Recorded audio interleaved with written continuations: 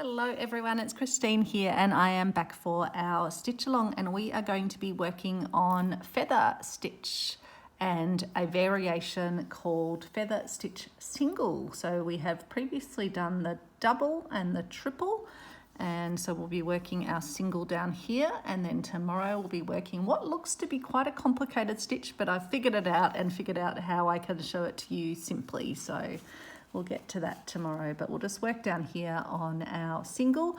I've drawn the broad gist of where the stitches will be, just to give you a bit of an idea, and you might want to draw something similar as well. So basically slanting lines, and then it will have a running line down the left hand side.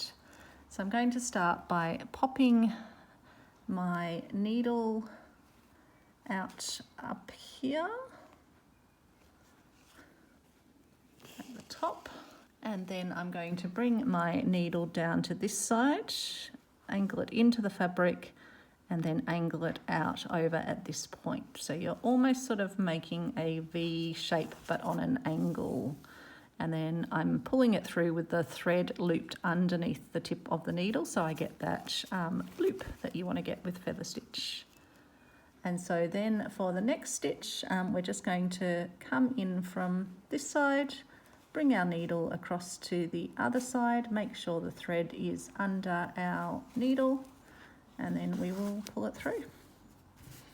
And so it is as simple as that all the way down. So angling in from this side and bringing the needle out at the other side, keeping the thread under the tip of the needle, and then pulling through. So I'm using quite a thick perle cotton for this, in a nice pinky colour. Enjoying the purple and sort of pinky tones on this blue repurposed pillowcase.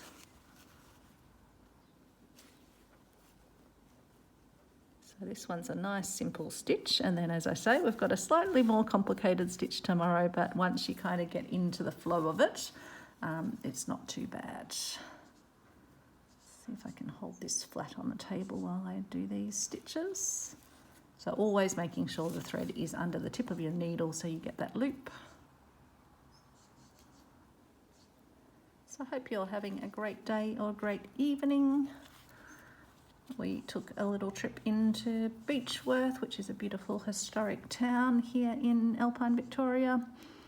It was a goldfields town and has lots of beautiful historic buildings. It's the home of Beechworth honey, so we got some for the family to take back as little gifts,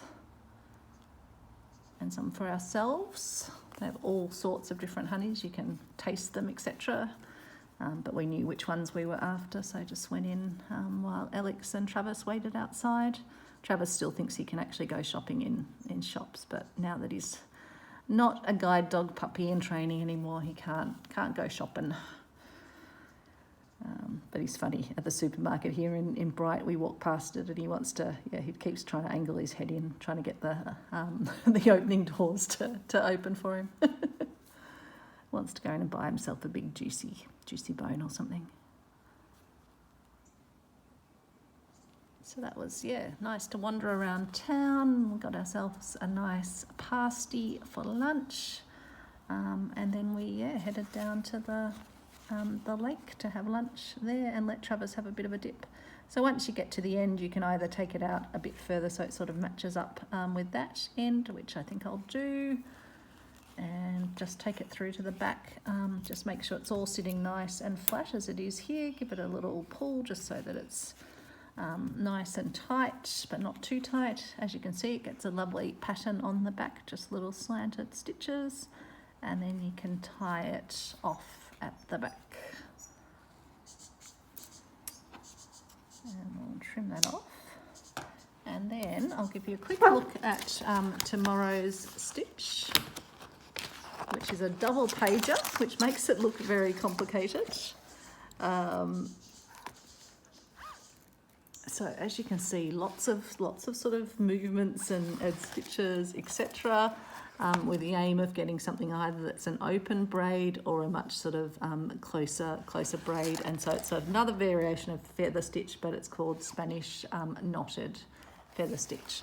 But I will make it as simple as possible for you, and I'll see you back tomorrow to work that. And so you're going to want to have 3 parallel lines drawn, and then I'll show you where to put the dots tomorrow to help guide you. So thanks so much for watching, and I'll chat to you tomorrow. Bye.